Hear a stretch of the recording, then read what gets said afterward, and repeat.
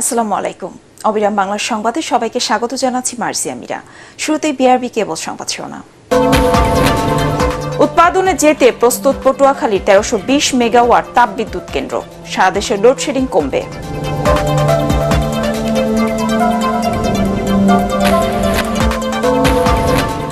ডিমের দাম নিয়ন্ত্রণে রাজধানীর আড়তে ভোক্তা সংরক্ষণ অধিদপ্তরের অভিযান। কারসাজির অভিযোগে 50,000 টাকা জরিমানা।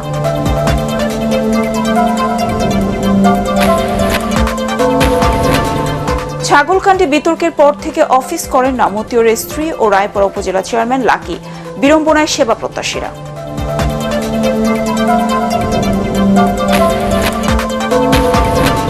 এবং চট্টগ্রামগামী চলন্ত ট্রেনে ধর্ষণের শিকার তরুণী, পরিচালক বরখাস্ত, 3 রেলকর্মী গ্রেফতার।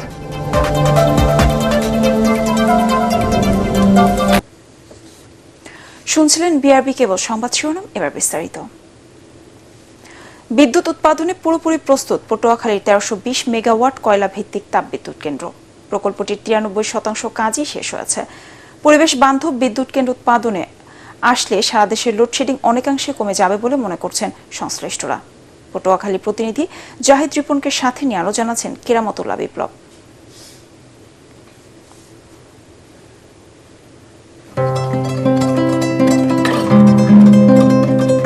2019 সালের 31 আগস্ট পটুয়াখালীর লোন্দা গ্রামে শুরু হয় এই তাপবিদ্যুৎ কেন্দ্র নির্মাণের কাজ। চীনের রাষ্ট্রায়ত্ত প্রতিষ্ঠান নরিনকো ইন্টারন্যাশনাল পাওয়ার কোম্পানি এবং দেশের রাষ্ট্রায়ত্ত রুরাল পাওয়ার কোম্পানি লিমিটেড RNPL যৌথভাবে এতে বিনিয়োগ করছে। 915 একর জমির ওপর 27,000 কোটি টাকা ব্যয়ের প্রকল্পটিতে 4,000 দেশি ও 1,500 চাইনিজ কর্মী কাজ করছেন। এরই মধ্যে টারবাইন, চুল্লি, কোল্ড স্টোর, স্টিল স্ট্রাকচার, বয়লারের কাজ শেষও করেছেন তারা। ইন্দোনেশিয়া, অস্ট্রেলিয়া থেকে আমদানি করা কয়লায় পরীক্ষামূলক বিদ্যুৎ উৎপাদনে সফলও হয়েছে কেন্দ্রটি। অয়েল এবং কোল দুটো দিয়েই আমরা বয়লার ফায়ারিংটা করি এবং সেই ডিমিনাইল ডিএম ওয়াটার সেটা দিয়ে আমরা আমাদের যে ইনার টিউব আছে বয়লারের, যেটাতে স্টিমটা প্রডিউস হবে, তো আমরা এই স্টিম প্রোডাকশন আমরা পুরোটাই কমপ্লিট করে ফেলেছি। জাতীয় গ্রিডে বিদ্যুৎ সরবরাহের জন্য কেন্দ্রের নিজস্ব অর্থায়নে 20 কিলোমিটার সঞ্চালন লাইন এবং আমতলী উপজেলায় একটি সুইচিং স্টেশনও তৈরি শেষ হয়েছে। 22,000 ভোল্টেজ জেনারেশন হবে, সেটা ভোল্টেজ স্টেপ আপ করে 4 লাখ ভোল্টেজের উৎপন্ন করা হবে, যেটা আমরা বলতে চাই 400 কেভি জিআইএস এর মাধ্যমে এটা ট্রান্সমিশন হবে। এবং জুলাই মাসের মধ্যে ব্যাকফিট পাওয়ার পেলে এই বছরের সেপ্টেম্বর মাসে আমরা আমাদের প্রথম ইউনিট থেকে 660 মেগাওয়াট বিদ্যুৎ জাতীয় গ্রিডে সংযুক্ত করতে পারবো বলে আশা রাখি। ব্যাকফিট পাওয়ার পেলে জুলাই মাসেই প্রকল্পটির প্রথম ইউনিট থেকে 660 মেগাওয়াট এবং ডিসেম্বরে দ্বিতীয় ইউনিট থেকে আরও 660 মেগাওয়াট বিদ্যুৎ জাতীয় গ্রিডে যুক্ত হবে বলেও জানান কর্মকর্তারা। দেশের অন্যতম এই বিদ্যুৎ কেন্দ্র নিয়ে নানা ধরনের সমালোচনা, আলোচনা, বিতর্ক রয়েই গেছে, কিন্তু তারপরও দেশে নিরবিচ্ছিন্ন বিদ্যুৎ বিতরণের ক্ষেত্রে পায়রার এই বিদ্যুৎ কেন্দ্রটি এখনো অন্যতম এবং গুরুত্বপূর্ণ মনে করছেন সংশ্লিষ্টরা। আর তাই এই বিদ্যুৎ কেন্দ্র সংরক্ষণের জন্য নানা রকমের পদক্ষেপ, পরিকল্পনা আর বহুমুখী প্রতিভার ব্যয় করছেন সংশ্লিষ্টরা। কেরামতুল্লাহ বিপ্লব, ATN বাংলা, পায়রা বিদ্যুৎ কেন্দ্র, পটুয়াখালী। SMS এর মাধ্যমে ডিমের বাজার নিয়ন্ত্রণ করার অভিযোগে পাইকারি এক ডিম ব্যবসায়ীকে 50,000 টাকা জরিমানা করেছে ভোক্তা অধিকার সংরক্ষণ অধিদপ্তর। ভোর 5টায় রাজধানীর তেজগাঁওয়ে ডিমের আড়তে আকস্মিক অভিযান চালিয়ে এই জরিমানা করা হয়। ডিমের দাম নিয়ন্ত্রণে এমন অভিযান অব্যাহত থাকবে বলে জানিয়েছেন সংস্থাটির সহকারী পরিচালক আব্দুল জব্বার মণ্ডল। মাজহারুল হক মুহাজের রিপোর্ট। কোরবানি ঈদের পর হঠাৎ করেই বেড়েছে ডিমের দাম। একটি ডিম কিনতে ভোক্তাকে গুনতে হচ্ছে 15 থেকে 16 টাকা। ডজন হিসেবে তা বিক্রি হচ্ছে 180 টাকায়। গরিবের আমিষ খ্যাত ডিমের বাজারের যখন এমন উত্তাপ, তখন হঠাৎ রাজধানী তেজগাঁওয়ের ডিমের আড়তে বিশেষ এই অভিযান চালায় ভোক্তা অধিকার সংরক্ষণ অধিদপ্তর। সংস্থাটির সহকারী পরিচালক আব্দুল জব্বার মণ্ডল জানান, অসাধু ডিম ব্যবসায়ীদের যোগসাজশে একটি চক্র ইচ্ছে মতো বাড়াচ্ছে ডিমের দাম। SMS এর মাধ্যমে ইনারা বাজারটা নিয়ন্ত্রণ করছে, অথচ কম্পিটিশন আইন 2012-তে স্পষ্ট বলা হয়েছে যে বাজারটা হবে স্বচ্ছ, ট্রান্সপারেন্ট থাকতে হবে, কম্পিটিশন থাকতে হবে, কিন্তু সেই কম্পিটিশন এখানে নেই। এদের কার্যক্রম নিবিড়ভাবে পর্যবেক্ষণ করা হচ্ছে। যেমন গতকালে আমাদের একটা টিম এসেছিল এবং কিছু ইনস্ট্রাকশন দেওয়া হয়েছে। আজকে ভোরে আমরা আবার এসেছি। যদিও এসব অভিযোগ মানতে নারাজ ডিম ব্যবসায়ী অভিযুক্ত আমানতুল্লাহ এন্টারপ্রাইজ 50,000 টাকা জরিমানায় ক্ষোভও জানান এই ব্যবসায়ী। নিজস্ব নীতিমালা মতো আমরা চলবো, যদি নিয়মের বাইরে আমরা যাই তখন আমাদের জেল করেন, ফাঁসি করেন, জরিমানার আপত্তি নেই। কোনো নীতিমালা ছাড়াই করে আয়া এই অন্যায় দেখায় জরিমানা করে দেবেন, এটা সরাসরি অন্যায়, এটা বিচার লাগবে। এদিকে ভোক্তা অধিকার সংরক্ষণ অধিদপ্তরের অভিযান টের পেয়ে রাজধানীতে অনেক পাইকারি ডিমের দোকান বন্ধ হয়ে যায়। তবে যারা এই ডিমের দাম বাড়ানো কারসাজির সাথে জড়িত তাদের বিরুদ্ধে দ্রুত আইনানুগ ব্যবস্থা নেওয়া হবে বলে জানায় সংস্থাটি। মাসহারুল হক মুহাজির, এটিএন বাংলা, ঢাকা। ছাগলকাণ্ডে বিতর্কিত জাতীয় রাজস্ব বোর্ডের সাবেক সদস্য মতিউর রহমানের স্ত্রী ও রায়পুরা উপজেলা পরিষদের চেয়ারম্যান লাইলা কানিজ লাকি ঈদের আগে থেকে অফিস করছেন না। তার অনুপস্থিতিতে বিড়ম্বনায় পড়েছে রায়পুরা উপজেলা পরিষদ। দুর্ভোগে পড়েছেন সেখানকার মানুষজন। তিনি কোথায় আছেন তাও কেউ জানে না। নরসিংদী থেকে বেনজির আহমেদ বেনুর পাঠানোর রিপোর্ট, জানাচ্ছেন আশিকুর রহমান। গত 13 জুন সবশেষ অফিস করেছেন উপজেলা চেয়ারম্যান লায়লা কানিজ লাকি। ঈদের ছুটির পর থেকে আর আসেননি। তার বাড়িতে গিয়েও এলাকাবাসী পাচ্ছেন না তাকে।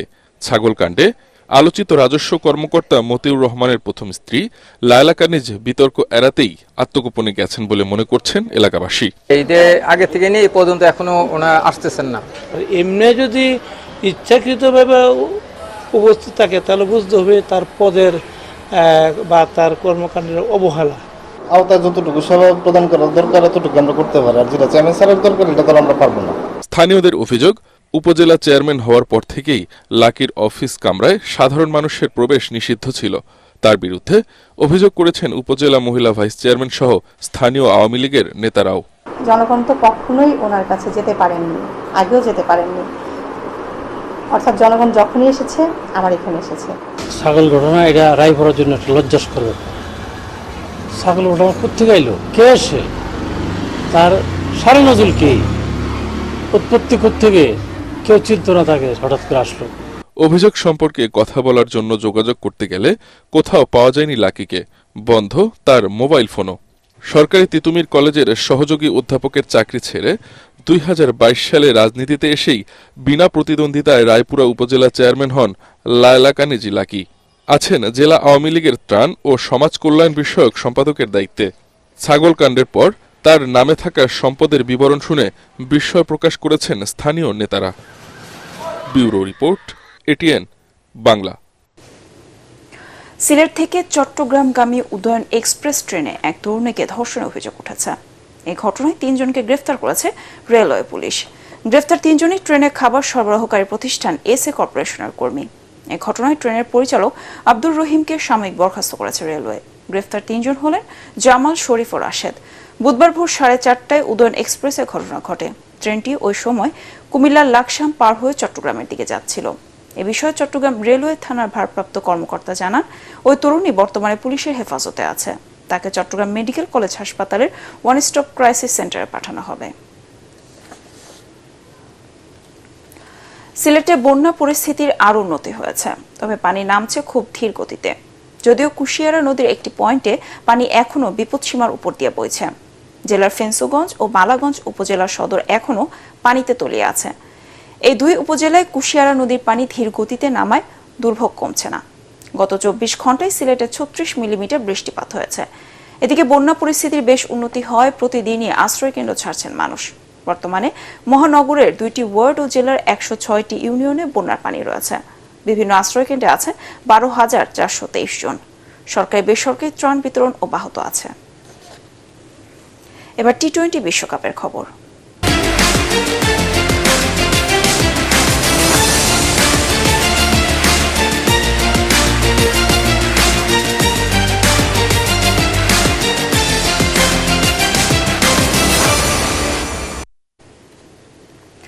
আরও একটি আফগান রূপকথার জন্ম হলো না। সেমিফাইনালেই থেমে যেতে হলো রশিদ খানদের। আফগানিস্তানকে 9 উইকেটে হারিয়ে টি-20 বিশ্বকাপে স্বপ্নের ফাইনালে উঠল দক্ষিণ আফ্রিকা।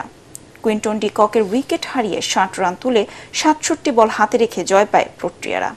এর আগে মাত্র 56 রানে গুটিয়ে গিয়ে চমক দেখিয়ে শেষ 4-এর টিকিট পাওয়া আফগানরা হতাশ করল দর্শক সমর্থকদের। পরাগার মানের রিপোর্ট। 1998 সালে ঢাকায় চ্যাম্পিয়ন্স ট্রফি জয়ের পর এবারই প্রথম কোনো বৈশ্বিক টুর্নামেন্টের ফাইনাল উঠল দক্ষিণ আফ্রিকা। ওয়ানডে ও টি-20 মিলিয়ে 8 বারের চেষ্টায় বিশ্বকাপের ফাইনাল উঠতে সফল হলো প্রোটিয়ারা। মাত্র 57 রানের টার্গেটে নেমে দলের 5 রানেই কুইন্টন ডিকককে হারায় দক্ষিণ আফ্রিকা। তাকে প্যাভিলিয়নে ফিরিয়ে টি-20 বিশ্বকাপের ইতিহাসে এক আসরে সর্বোচ্চ উইকেট শিকারের রেকর্ডে হাসারাঙ্গাকে ছাড়িয়ে যান ফজল হক ফারুকী। সেমিফাইনাল আফগানদের সাফল্য এটুকুই। এরপর অধিনায়ক এইডেন মার্করাম ও হেন্ড্রিক্স দেখে শুনে খেলে দলকে নিয়ে যান বিশ্ব আসরের ফাইনালে। মাত্র 53 বলে তারা দলকে জয় পাইয়ে দেন। তখনও হাতে ছিল 67 বল। 2 অপরাজিত ব্যাটসম্যান মার্করাম করেন 23 আর হেন্ড্রিক্সের ব্যাট থেকে আসে 29 রান। যে চমক দেখিয়ে টি-20 বিশ্বকাপের সেমিফাইনালে উঠেছিল ত্রিনিদাদের ব্রায়ান লারা স্টেডিয়ামে, টস জিতে আগে ব্যাটিংয়ে নেমে তার ধারের কাছেও যেতে পারেনি আফগানিস্তান। সেমিফাইনালে প্রোটিয়াদের বিপক্ষে রীতিমতো হতাশার জন্ম দেন রশিদ নবীরা। আফ্রিকান বোলিংয়ে কুপোকাত তারা। পাওয়ার প্লেতে 5 উইকেট হারিয়ে বড় সংগ্রহের স্বপ্ন ধূলিসাৎ হয়ে যায়। নিজেদের ক্রিকেট ইতিহাসে সবচেয়ে বড় ম্যাচে এসে মাত্র 56 রানে অল আউট রশিদ খানের দল। টি-20তে এটাই আফগানিস্তানের সর্বনিম্ন সংগ্রহ। ম্যাচ সেরা মার্কুস জনসন এবং তাবরিজ শামসি 3টি করে উইকেট তুলে নিয়ে আফগানিস্তানের শিরদাঁড়া ভেঙে দেন। পরাগারমান, এটিএন বাংলা। এবার পার্টেক্স খেলার খবর।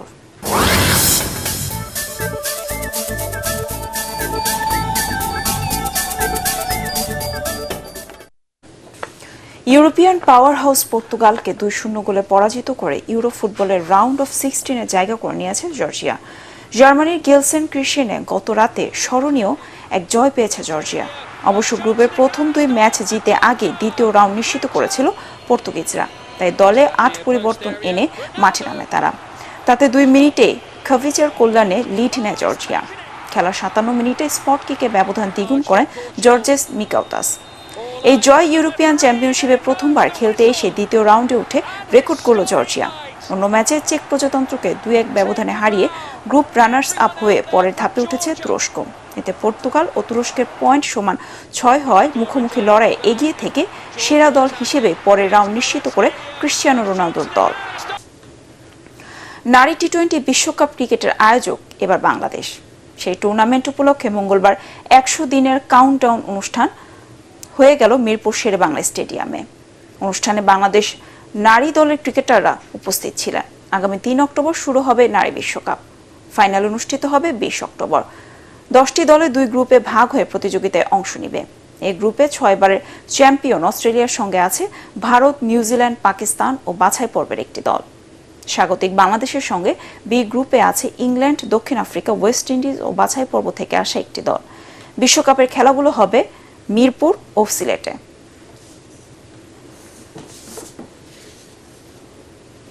শেষ করার আগে বিআরপি কেবল সংবাদ শিরোনাম আরেকবার। উৎপাদনে যেতে প্রস্তুত পটুয়াখালীর 1320 মেগাওয়াট তাপবিদ্যুৎ কেন্দ্র। সারা দেশে লোডশেডিং কমবে।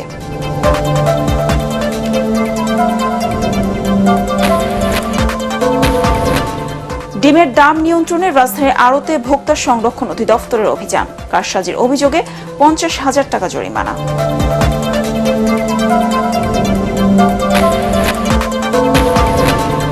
ছাগলকাণ্ডে বিতর্কের পর থেকে অফিস করেন না মতিউরের স্ত্রী ও রায়পুরা উপজেলা চেয়ারম্যান লাকি।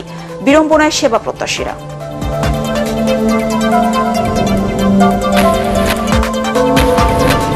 এবং চট্টগ্রাম গ্রামে চলন্ত ট্রেনে ধর্ষণের শিকার তরুণী। পরিচালক বরখাস্ত, 3 রেলকর্মী গ্রেফতার।